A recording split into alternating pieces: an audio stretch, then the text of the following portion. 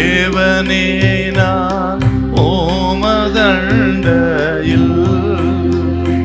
இன்னும் நெருங்கி சேர்வதே என் ஆவல் பூமியில்.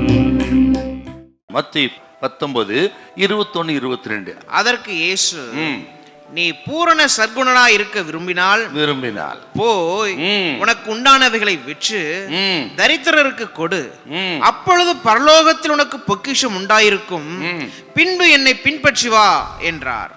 அந்த வாலிபன் மிகுந்த ஆஸ்தி உள்ளவனாய் இருந்தபடினால் இந்த வார்த்தையை கேட்ட பொழுது துக்கமடைந்தவனாய் போய்விட்டான்.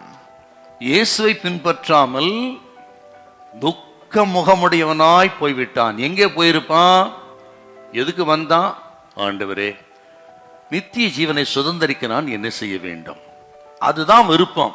அதிலே உறுதியாயிருக்கும்படி வந்தவன் தான். ஆனா அப்பா சொன்னாரு, உன் ஆஸ்திகள் எல்லாவற்றையும் விற்று தரித்திரத்தை கொடுத்து விட்டு என்னை பின்பற்றி வா என்று சொன்னான்.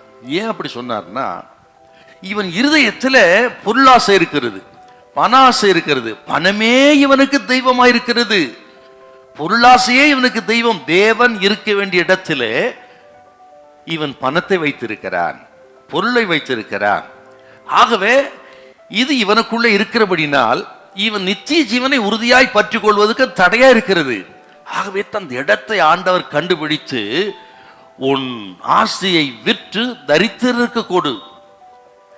இவனோ மிகுந்த ஆஸ்தி உள்ளவனா இருந்தபடினால துக்கமா போயிட்டான்.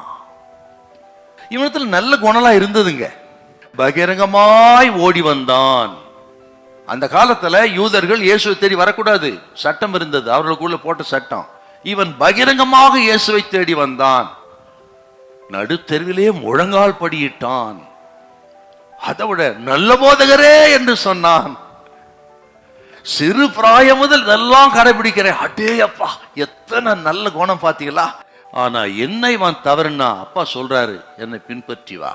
பணாசை இருந்ததுனால, பொருளாசை இருந்ததுனால இயேசுவை பின்பற்றாமல் துக்க முகமாய் போய்விட்டான்.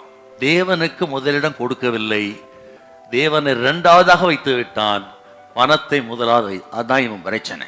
இன்னைக்கு ஆண்டவர் சொல்கிறார், பூர்ண சமாதானத்தை பெறணும்னா, சந்தோஷம், அமைதி, பாதுகாப்பு, ஆசீர்வாதத்தை பெறணும்னா இயேசுவுக்கே முதலிடம் கொடுப்பான்.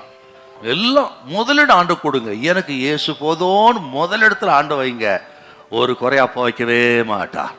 இப்போ ஆண்டவர் வந்து முழு இருதயத்தோடு நேசிக்கணும். அதுக்கு பேர் தான் உறுதியாய் பற்றி கொண்ட.